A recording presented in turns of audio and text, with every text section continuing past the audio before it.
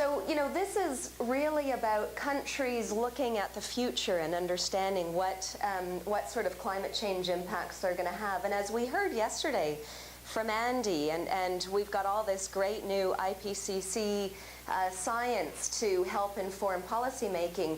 When you look at those red areas that are going to see significant climate change impacts, and then the green areas where maybe yields increase, some might say, well, what governments need to do is just figure out trade issues, and there are ways around this. And what we're learning, though, is that in fact there are no quick fixes. Really we're looking at yield decreases in the temperate world, tropical world. We're looking at different crops that are going to be heavily impacted, wheat and maize certainly, rice as well, soy to a lesser extent. So, this is not about quick fixes. This isn't about countries just sort of figuring out how to wiggle their way around this and maybe import some more grain. This is really about systematic change in how agricultural production works, and countries are going to have to figure out response measures fairly quickly. And as you know, governments don't easily respond to things, and they don't act quickly. So, when we look at certain regions, of course, the whole African continent, the sub-Saharan African region, will see huge impacts. Asia, different pockets as well. Huge risks that we're going to have to figure out how to respond to.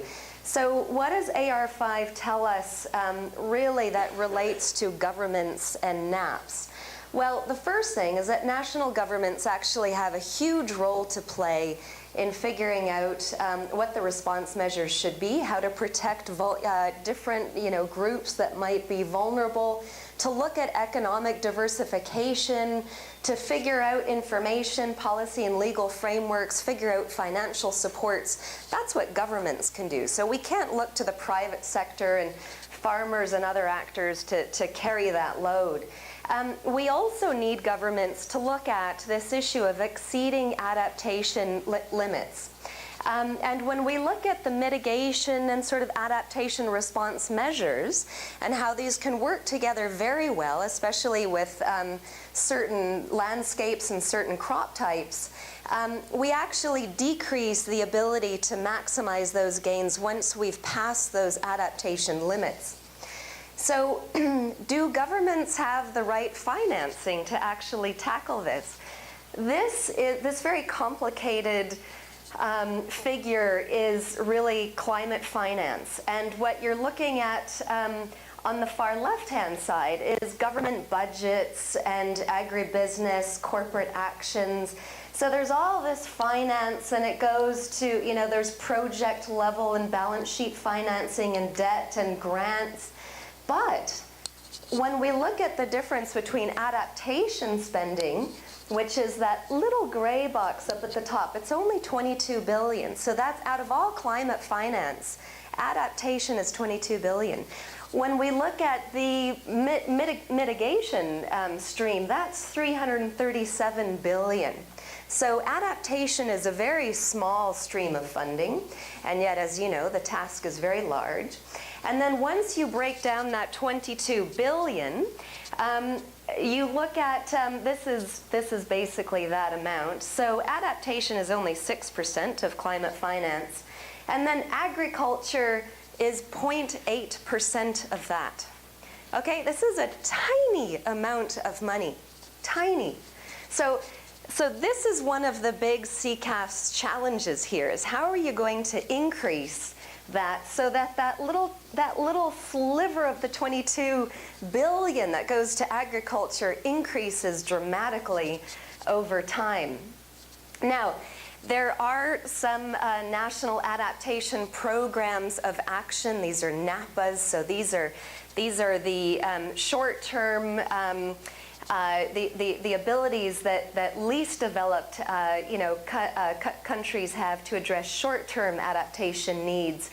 And countries have come up with their wish lists. They're trying to receive finance for them. The NAPA cost estimates those are $5 billion worth of interventions, projects, infrastructure projects, etc. So these are known and there are proposals out there.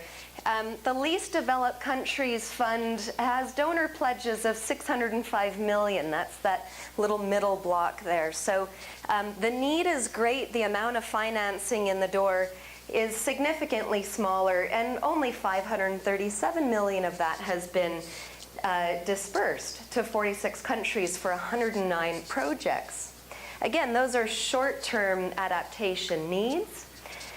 But we know that in the long term, we're going to have far greater pressure. So we have 70 billion to 100 billion a year needed to adapt to a 2-degree warmer world. And we know that the agricultural investment gap is about $90 billion. And we know that countries currently spend very little on agriculture, on sectoral funding, as well as research. So these are African government expenditures. Notice how that blue line, that's 10% of overall government budgets. The green lines is how much goes to agriculture. So these are small amounts of money. Latin America, same thing, very small levels of finance. Brazil is the orange line. Mexico, Colombia, Chile, other countries are far below that.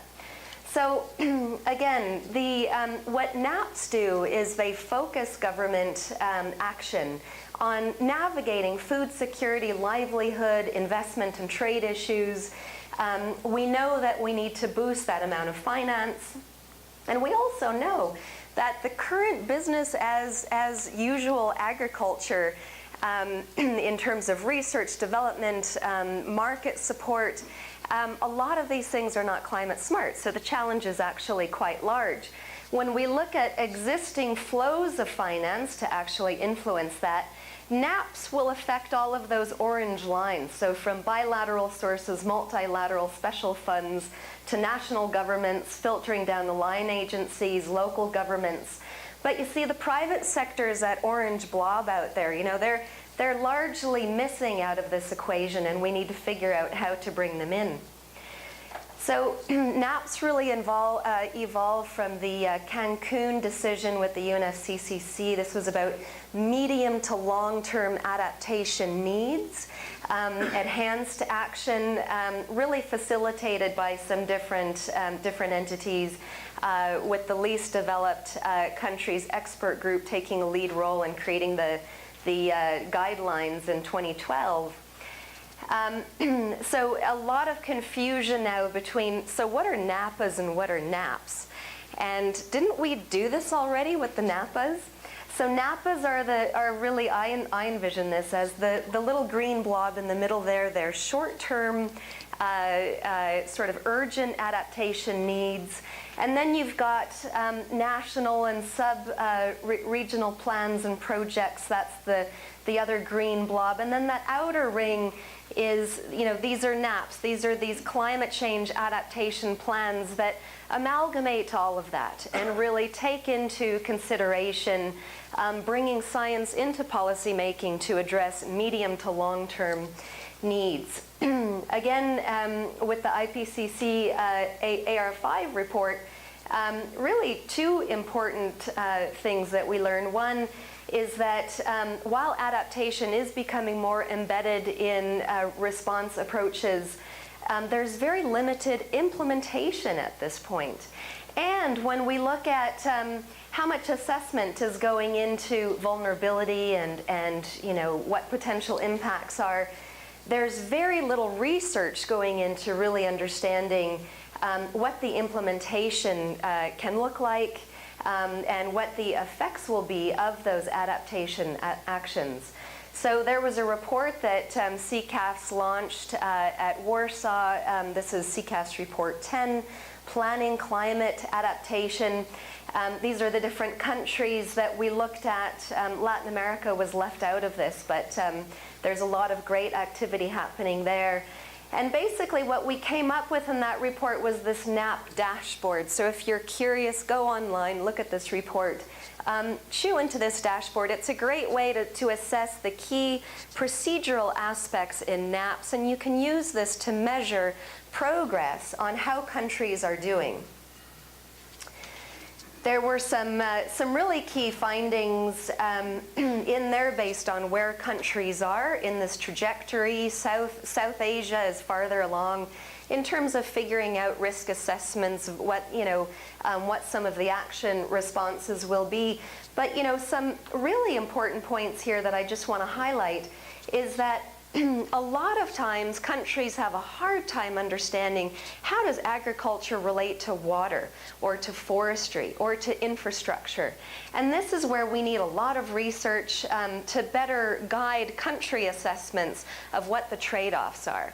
For instance, if you invest a lot in hydropower expansion, how much are you actually going to impact then how much you can irrigate fields? Countries largely are not prepared to do this. The other thing is that countries really don't understand what the economic impacts are of climate risks over time. Oftentimes they can do it for short intervals, and they can do it for very specific sector responses. But again, this sort of cross-sectoral aspect, a lot of countries can't even go there.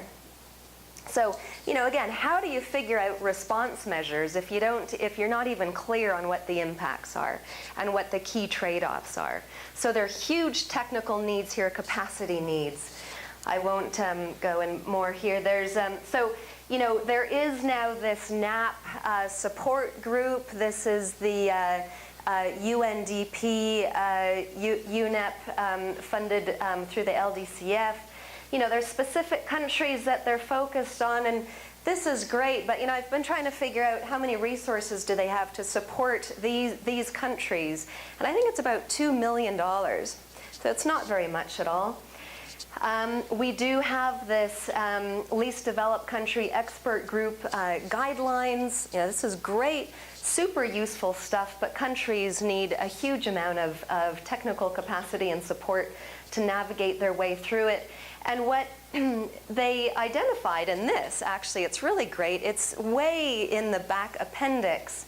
Least developed countries identified what their support needs are. So I've lumped these into different groups. There's understanding existing policies and just figuring out how to amend them to bring different adaptation approaches into them. There's research and systematic observation, data and geospatial data management, cost-benefit analysis and ranking, mainstreaming into development plans, synthesizing science into policy making, appropriate technologies, monitoring and evaluation systems, iterative learning. These are all things that CCAFS and CG centers have huge abilities, capacity, technical support to contribute to help countries figure this stuff out. So this is your to-do list. And when I think of NAPs, I actually think of this NAP gap. This is just a totally conceptual graph here. That blue line represents what the adaptation needs are. So this is research, policies, capacity, funding, expertise. It's going to increase in time, right? Because adaptation, I've got 2 minutes. I'm on time. Because, these needs are going to increase in time as impacts, actually increase. But governments are underfunded. There isn't enough capacity. There isn't enough technical support. There aren't the partnerships in place. So maybe reality is that red line, or maybe it's even lower. So there's that huge gap to fill. And again, going back to that large to-do list, well, those are the different activities that are going to fill that gap. But your challenge is to figure out how not to just do a lot of busy work so that you're filling that gap for 46 countries, but to strategically identify where is their political will, so what countries are really positioned to take action. How can you create efficiencies? What are the key partnerships? And how to leverage the existing agricultural finance out there. So, don't look to new streams of climate finance and, the Green Climate Fund and, who knows what will happen with that. There's already existing investment out there that's going to the wrong things. We need to figure out how to shift that first. And that's a critical way to take action now. So we've got a side event coming up in Bonn. This will be at the SubSta. This is CIAT and CCAFS led. We've got partners, the UNDP and Jeff, the Least Developed Country Expert Group, the Peruvian Ministry of the Environment, and Wageningen, and someone who's involved with the leg. And then there's also, as we look to Lima and to the next COP, NAPs are going to be on the agenda. There are some key review items.